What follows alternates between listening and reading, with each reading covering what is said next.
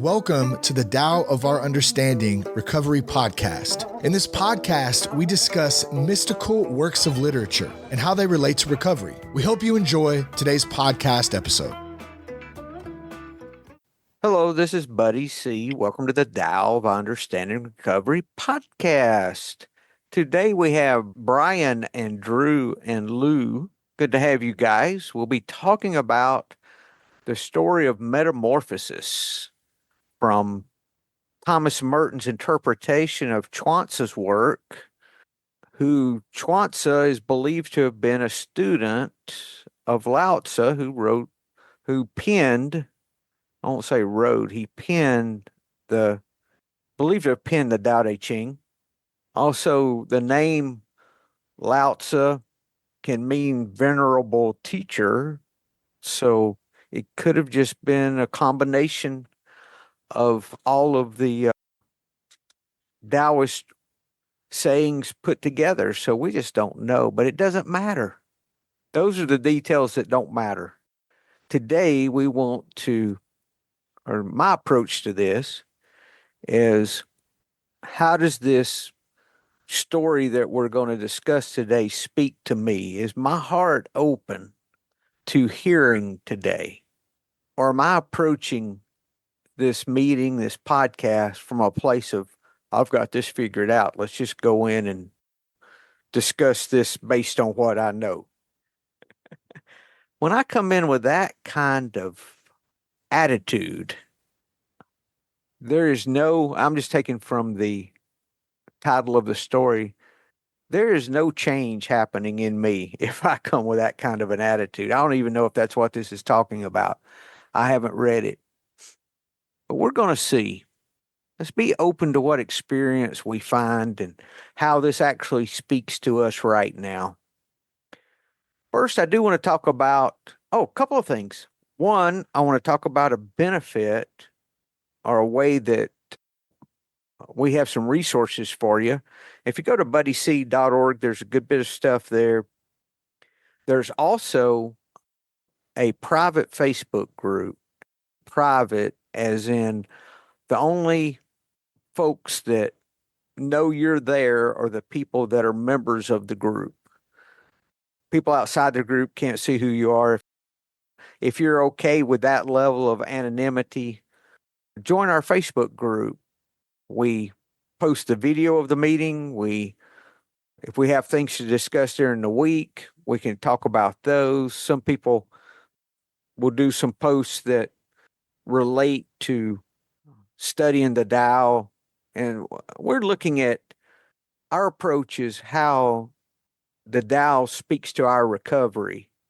How the Tao, for me, Tao is in TAO, how it more easily helps me to let my guard down, really, with the higher power idea, with what is it that's something that's more than us, that in sobriety we're told, in 12-step recovery anyway, that we have to surrender, we have to let go, we have to lay down our weapons. Who are we surrendering to? Do we surrender to nothing? Some of us can. Can we surrender to emptiness? Or is there a traditional God that we put there, which is great, it's fine. As I've said before, you don't have to turn in your Jesus card to study the Tao. This isn't a religion. What I found in studying the Tao is it complements my Christian beliefs. It does not conflict. It complements. That's what I've found. I do want to talk about, and we started this a few weeks ago, and I totally forgot. I want to do this every week where we talk about a God moment, a moment that where we see the synchronicity of life. Because when you start talking about the Tao, that comes up a lot, is this synchronicity that's going on that we find in life. And I find this all around, and I personally believe it's going on even when I don't realize it. But sometimes I see it, and I'm like, wow, how did that line up to where this would be this and all. And sometimes it's in big things and sometimes it's in very little things. Does anyone have one of those today? If not, I do have one, but I can save mine for next week. I don't have one, but I have a comment to make on this. My daughter converted to Catholicism, marrying her husband, and every evening before the kids go to bed, they sit around and they ask the questions, starting with the youngest, going to the oldest. What was the best part of the day? What was the most challenging part of the day? When did you feel the touch of God today? And some of those, so it's not what you're talking about, but I thought it was an interesting practice. But it is, though, so to speak, Lou, because Mhm. isn't that what we're looking for? Is how coming into this, I thought spirituality was one thing and my work may have been something a little different, and all these different parts of life were like different boxes, so to speak. And there was some overlap, but then again, there was a lot that was separate. But what we find is they're all one box. It's all one, it's all the same, and we don't see that. I had someone comment the other day on the podcast that if all you do is help people, that just doesn't work in the real world. And I went in and explained what we may be thinking of in the old sense as help. This little box we had over here that was help. Oh, our help box. How are we going to get that in our life today? It can be a part of everything because I can always respond from a place that is without selfishness. That's always possible. And that's all that's talking about. I can be helpful and fire someone at the same time. I can be helpful while I'm firing them. That's really possible. I'm sure you guys had a lot of training and conversation around how to do those things in a positive manner. I was in the state agency. Oh, even better. And yeah, and our careers were helping people. And it was sometimes difficult to apply that same mentality and spirit to coworkers and employees. And sometimes we lost our way because we were making that false separation that you spoke about. What's the best part of my day? What was the most challenging? And where did I see God in my day? Sometimes the kids say the most challenging thing led to them feeling God in their day. And when we talk about feeling God, if God is love, it could be said, how did I feel love or compassion? How did I feel compassion toward myself? Who loved me today? How did I feel loved? How did I feel? And that word love is a 4-letter word for a lot of people. So if you said instead, how did I feel accepted today? How did I feel cared for today? How did I feel a part of today? That's all feeling what we could say the touch of God. I'm going to start using that as my part of my nightly review, Lou. I like that because I need to draw. A lot of times at night, I won't even consider. I'll do it in the morning when I'm doing my meditations and my readings and that kind of a thing. I'll sit with things, but I need to draw that in the evening too. And we're told in recovery that part of our 10th step should be a review of the day. I don't do that very often. If I have something during the day that disturbs me, I try to take care of it at that moment. But I don't sit down at the end of the day and do like a review of the day. I never have. That just has not been a part of my practice. I'm going to put a reminder in my calendar to do this in the evenings and see what comes of that. I'll save my God moment for next week because this definitely just took that. I think gives us a practice that we can hopefully see that more often. And you guys have anything come up during the week, just jot it down and we'll share it. Even in some of your readings, if you have something in a reading that comes up, we can share those too. I will share my God moment really. This one's a real quick one. I was meeting with a sponsee, and for you guys that don't know, I'm taking some of the things we've talked about and studying the Tao and putting those in a daily devotion. It's free. You can sign up for it at buddyc.org. I don't market to that email list in any form or fashion. I'm the only one that has access to that. And we were discussing, and the very day we were talking about it, the devotion for that day perfectly matched what he was talking about, what he needed. It was like it was written for him. Out of 365 days of writings, how does the one day match on the day that we happen to meet in the week on the top? And it's not a topic that we talk about all the time. It's coming at it from a different, the topic was that the things that we do, if we want to correct our expectations on something, then we need to go back to the beginning and look at if what we're doing is based on ego or fear or some sort of pride in the beginning is setting us up for that. And it was exactly what he needed. And I don't know if I talk about that in any other devotion at all, not in the way I did in that one. And things like that's what I'm talking about as far as this flow. I think a big part of that is just being open, like we were talking about this story, just being open to what is. Can I open my heart? Can I be receptive? Drew, you going to read for us today, sir?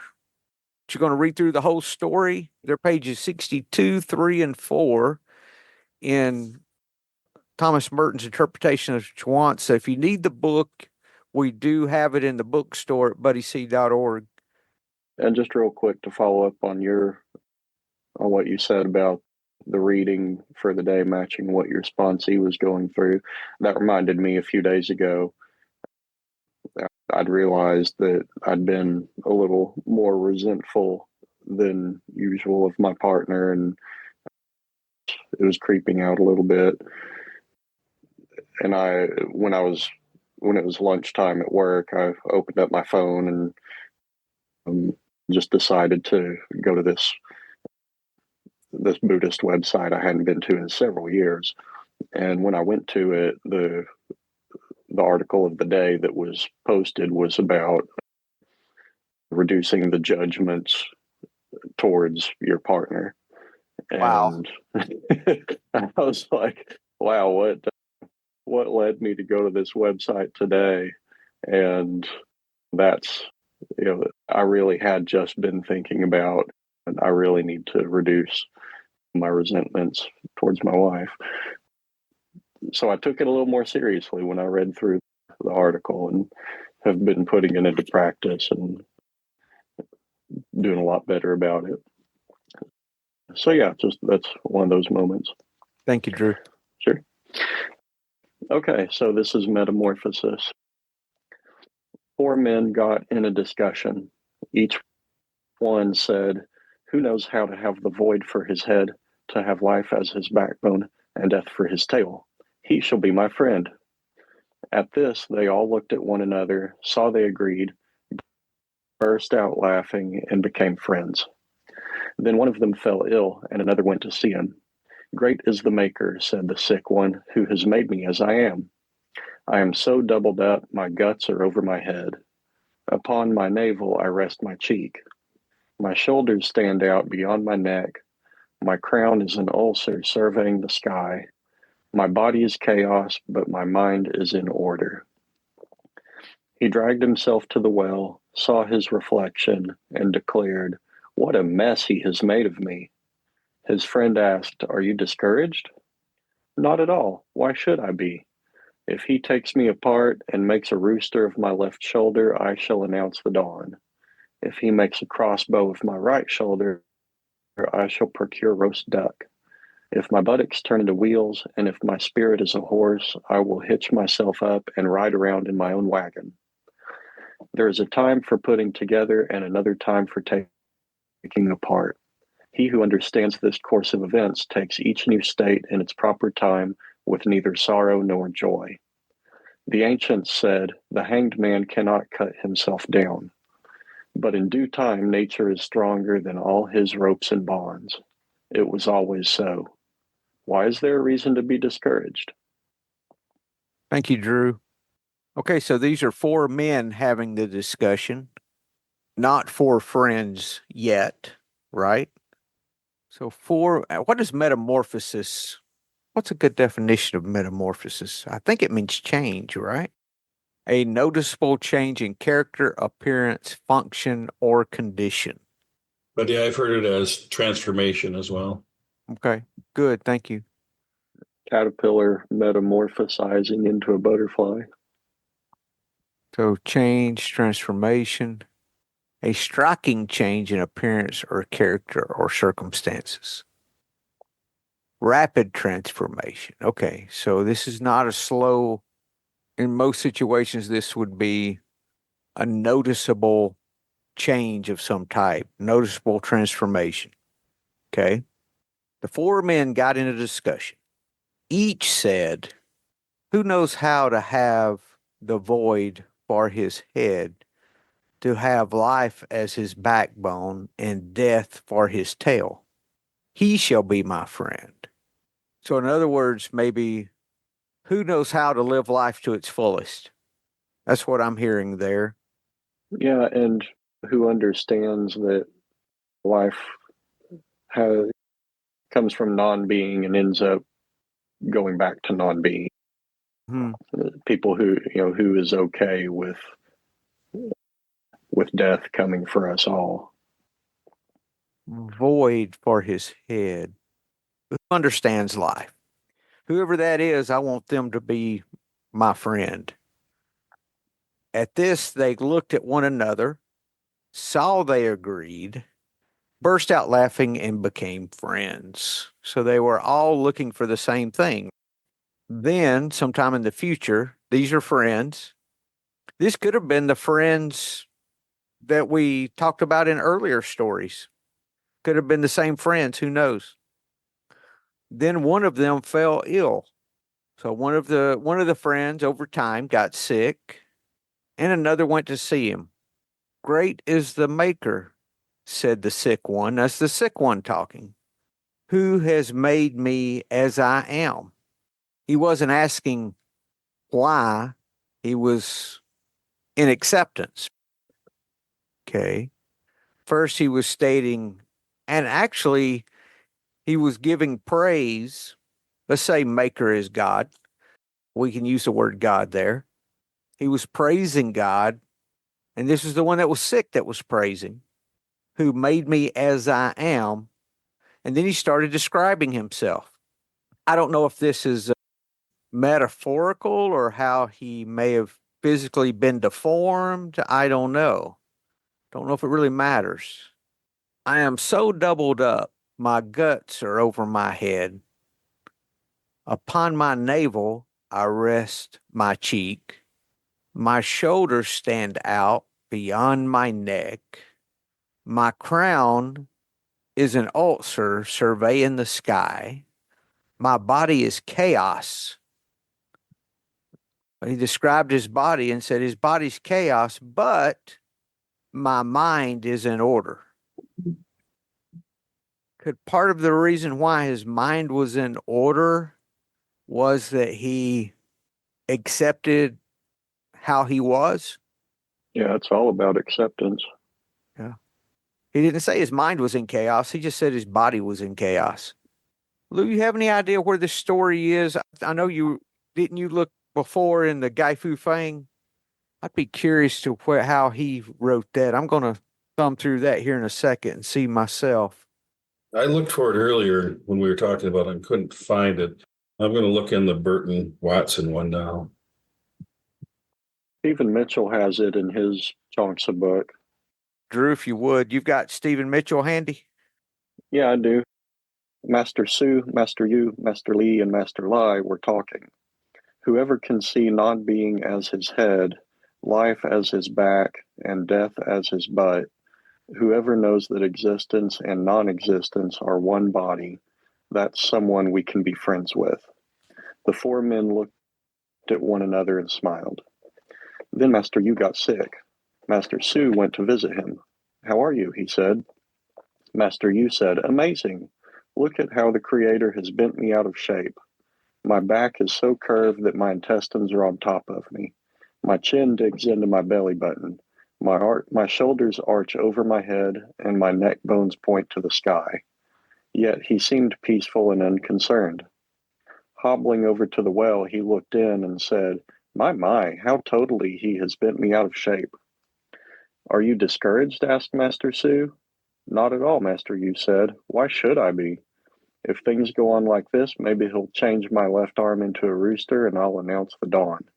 Maybe he'll change my right arm into a crossbow and I'll shoot a duck for dinner. Or maybe he'll change my buttocks into wheels, and with my spirit for a horse, I'll climb up into myself and go for a ride. I won't ever need a wagon again. I received a life when the time came, and I'll give it back when the time comes.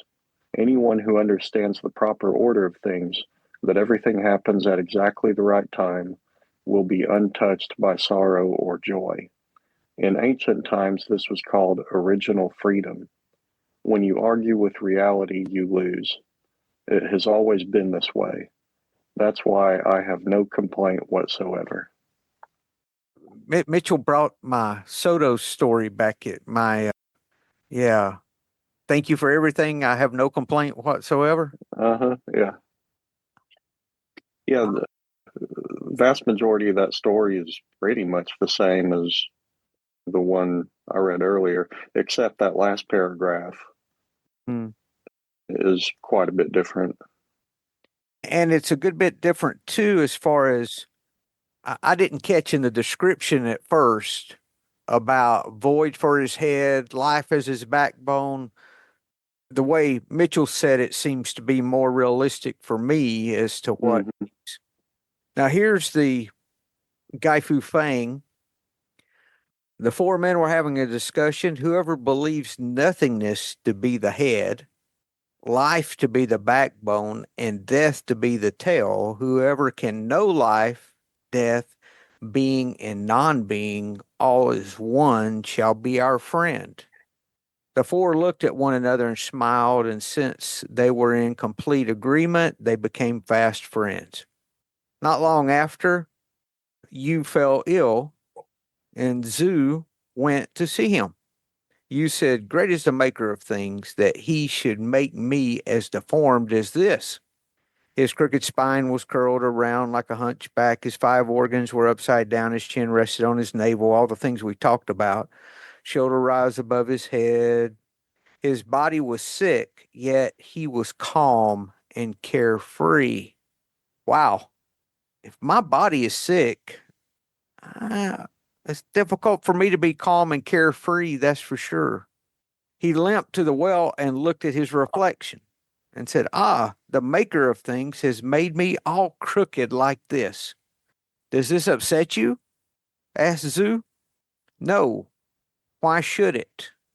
If my left arm became a rooster, I would use it to herald the dawn. If my right arm became a crossbow, I would shoot down a bird for roosting. Just total acceptance of the way things, also the way things are. Yeah. For we were born because it was time, and we die in accordance with nature. If we're content with whatever happens and follow the flow, joy and sorrow cannot affect us. This is what the ancients called freedom from bondage. There are those who cannot free themselves because they're bound by material existence, but nothing can overcome heaven. That is the way it has always been. Why should I be upset? I've got some notes written beside that. Smiling is a sign of acceptance. Existence, not possessions. Nothing can change the flow. It's about acceptance, about the flow of life that cannot be changed, according to the story. So even in his situation, the way he was, The guy that was sick was not discouraged. He even asked, why should he be discouraged when his friend was purely looking at what was going on physically? And this is a level of acceptance I have to admit, I'm nowhere near. I think it starts with what he said about his mind's in order, causes him to not be discouraged. And then he takes the things that are physical and jokingly talks about his physical condition, right? Talks about all the things that, could happen with his body. And he would, what about this and that? Just in a joking way, totally calm and carefree. Then in our story at the bottom of 63, there's a time for putting together, another time for taking apart. He who understands this course of events takes each new state in its proper time with neither sorrow nor joy. The ancients said the hanged man cannot cut himself down, but in due time, nature's stronger than all his ropes and bonds. It was always so. Where is there a reason to be discouraged?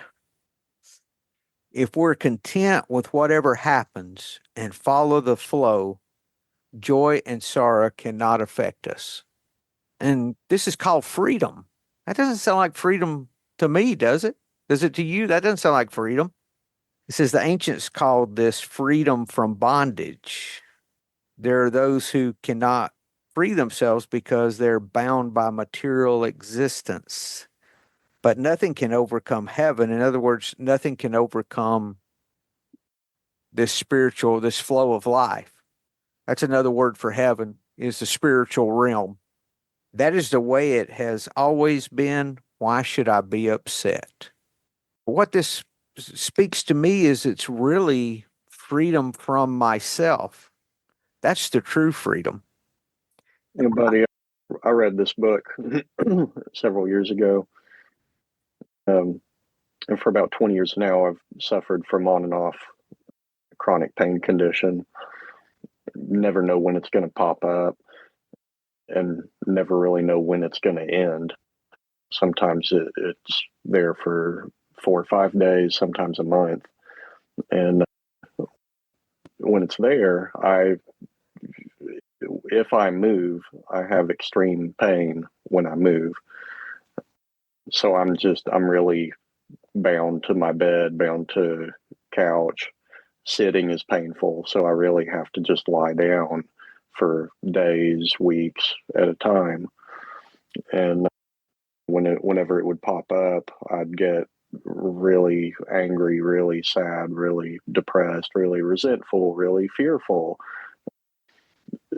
Get jealous of people I see outside my house going for a walk. It just put me in a really bad spot mentally. And I remember reading this story and thinking that guy's kind of in the same position I'm in, but he's making jokes about it. He's totally fine about it. Could I be that way? And I'm not at his level yet. I don't know if I ever will be, but I do know that over the last few years, whenever my chronic pain pops up, I feel it. I just immediately get off my feet, lay down, ask my wife for help. I do the things that I know that are good for my pain, putting ice, using heat, using the tools I have available, and just accepting where I'm at for where I'm at. Even if I'm lying down for weeks at a time, I can still be kind. I can still be joyful. I can still be creative. I can still engage in things I like to engage in. Not all of them, obviously, but I can be helpful. When I'm lying down, I can chop vegetables. My wife's having to do a lot more cooking when I can't move, so I can help her out with that. I can work. I can do my job with my laptop on my lap while I'm lying down. I can receive visitors and joke around and be in a good mood. But I can experience the pain when I get up and move around, going to the bathroom or going from the couch to the bed or vice versa. And it is a lot more freeing to be in that painful state and accept it and realize, yes, I'm in pain, or yes, I have to lie on the couch all day long and not do a lot of things I enjoy doing. But I can still live my life. I can still live according to my values. And that's freedom for me, is being able to live as I want to live despite some limitations. So this is a pretty powerful story for me. It's definitely had a positive effect on my life. Thank you, Drew. This calm and carefree has nothing to do with our physical body, right? I used to think my calmness and carefreeness have to do with I'm making money, I'm on this great vacation, blah, blah, blah, or whatever physically going on was what caused me to be carefree, caused me to enjoy life, all those things. But they're saying something totally different here. If you look at the steps, the third step says, made a decision to turn our will and our lives over to the care of God as we understood Him. Is this part of this idea of my mind being in order?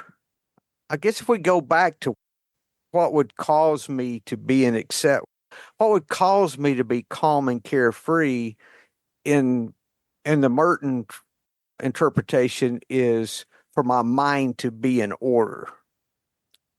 And then he brought it right back in. His friend came to see him and he tried to take it out to the physical things and said, "Oh, how can you be okay with your body like this?"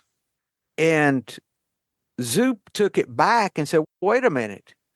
I'm just, I'm made just as I am. I'm just as a lot of people would say, I'm just just as I am supposed to be."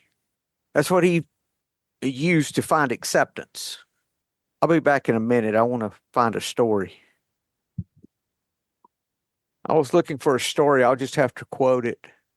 And it's the story that, Drew, you were alluding to at the end of Stephen Mitchell there.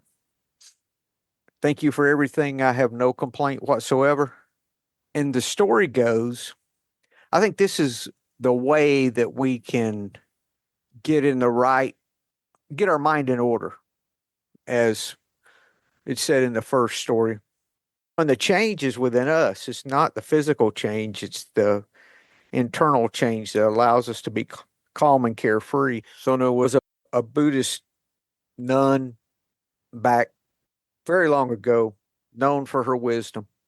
A man came to her and said, "I get angry all the time at everyone. No one does what I want them to do. And I'm just have all this anger just under the surface all the time. What should I do? How do I change these people?" She said, "Every time anything happens, no matter what it is, I want you to say, 'Thank you for everything. I have no complaint whatsoever.'" No matter what it is. He said, "For everything?" "Yep, everything." "Thank you for everything. I have no complaint whatsoever." He said, "Okay." So he came back in a year, angry as ever. I imagine he'd been waiting to come see her so he could tell her that this didn't work. I did it all year, every time, and nothing changed. She looked at him and said, "Thank you for everything. I have no complaint whatsoever." And The light bulb went off, so to speak. He realized it wasn't about them. It was about him. Could he find gratitude? Could he find appreciation in whatever circumstance he was in without complaint? It's one thing to have some appreciation with complaint. It's another thing to have some gratitude. I can see how I could learn from blah, blah, how you could rationalize. It's a whole nother deal to have no complaint whatsoever. And how do I get there? I get there by acting as if, because I have found it's my actions that change my thinking, not my thinking that changes my actions. So the questions I ask myself when I'm in those unacceptable, in air quotes, situations, how can I find gratitude in this? Thank you for everything. I have no complaint whatsoever, even if my head is screaming, oh, I do. I got this and this shouldn't be this way. Could you imagine your body so contorted that's how you looked and you still had no complaint? Yeah, it's really hard for me to be in that no complaint whatsoever mode when I'm in a really bad multi-week chronic pain flare up. But one thing that has helped, like you said, is finding gratitude in the situation. I do tell myself I'm grateful that I have a job that lets me work. I have to go to the office now, but when my pain flares up, I can work from home, and that's really nice. And I do have friends and relatives who care for me and will do whatever they can to help, bring over food or come over and play a game, and just come over and sit and chat, drink some tea with me, something like that. In the past, when my pain would flare up, I hated every minute of it, and I was taking it really poorly. So I just wanted to be alone. I just wanted to be completely alone. And whenever I'd get better, I'd tell people, yeah, I was down for a few weeks. And a lot of them would say, oh, I really wish you'd told me. I would have brought over something or come over, hang out. And I thought, y'all, you don't want to see me like that. But it is really nice to be in pain and be couch bound and see friends, have them come over, do nice things for me.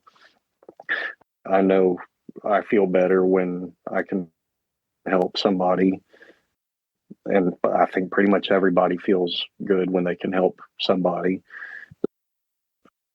By allowing my friends and relatives to help me when I'm feeling really poorly, I know I'm doing a good thing for them when I can give them an opportunity to be me, to brighten my day, do something nice for me.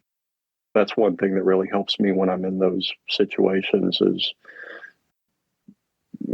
being open to people about it, letting them know where I'm at, accepting their help, realizing I'm doing a good thing by asking and receiving help. And to relate this all to sobriety, I know when I did resent where I was and be full of anger and fear and jealousy and all that, I wanted to escape from those thoughts and feelings. And that was really bad for my sobriety.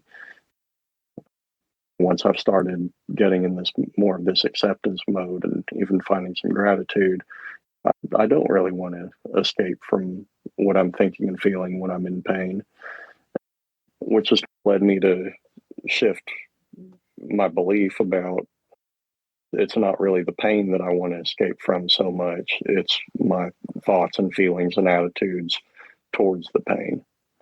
When I can feel the pain, I don't have a choice. I feel the pain now just as much as I did then. And I don't really want to escape from it. I'd like for it not to be there, but it's not the pain that I'm really escaping from. It's my thoughts and attitudes and beliefs and feelings towards the pain.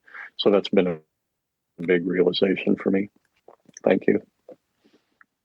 Thank you, Drew. I think you hit the nail on the head. It's not about the situation, is it? It's about us, our level of acceptance. And that doesn't mean that we don't try to change what's going on. Acceptance does not mean approval. It doesn't mean giving up.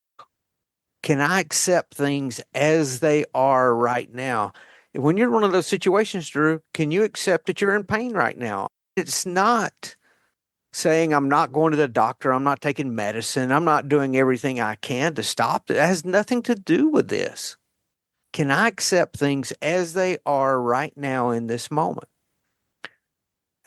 I can only speak for myself, but I know in the past, I was never present. I was always somewhere else. No matter how good or bad things were, I was never where my feet are. I was thinking about what was next. If it was in my alcoholism, do I have enough liquor to make it through the weekend? What am I going to do here? What do I have lined up? Or anything the same way. I was never present. And when you were talking about allowing someone to do for you as a form of giving, that's why Course in Miracles teaches that giving and receiving are the same thing. I can see that now. Thank you for everything. I have no complaint whatsoever. I remember when I enter situations like that and start with that statement, the more I use it, the more peace I get, and the more I can be at a place of acceptance with that. And it moves from acting as if to it being that way. Buddy, I add that to a lot of my gratitude lists. I put that in there at the end. But thank you for everything. Yeah. Yeah. And I make my complaints plural because I usually have more than one. So I'm not to the complaint. I struggle with just one thing. I have thought about that. I was like, damn, that'd be a pretty good place to be, to just have one thing gnawing at you and not have multiple. But in reality, it's just one thing, though, Brian. It's lack of acceptance. That's it. Not the thing. It's my insides. Yeah. Yeah. It's my lack of accepting things as they are, because it doesn't matter what the thing is. Yeah. Because I tell you, it's going to jump. It's my fear jumps. If whatever I'm fearful about is resolved, that fear jumps to the next thing. That's it. It never goes away unless I surrender to the fear and remove the fear. Allow the fear to be removed, like we learn in recovery through working the steps, and learn to live in that. That fear remains. It just shows up in a different form. You could even have no pain whatsoever, nor no physical deformity. If your mind is not in order, and if you're not in a place of acceptance, you can't live carefree. It's not going to happen. So that's the change, isn't it? The change is living carefree. Is that the transformation, I think? Anything else with this, guys? This has been a good story. Guys, if I don't talk to you, y'all have a good week. Thank you. Hello, this is Buddy C. I wanted to make you aware of several recovery-related resources that I've posted in the episode description. These resources include a list of recovery podcasts, a free sober meditation app, daily recovery email, shared Google recovery calendars. Hope you put some of these resources to use and have a great week. Thank you for listening to the Tao of Our Understanding Recovery Podcast. If you enjoyed this episode, please share it with your friends in recovery.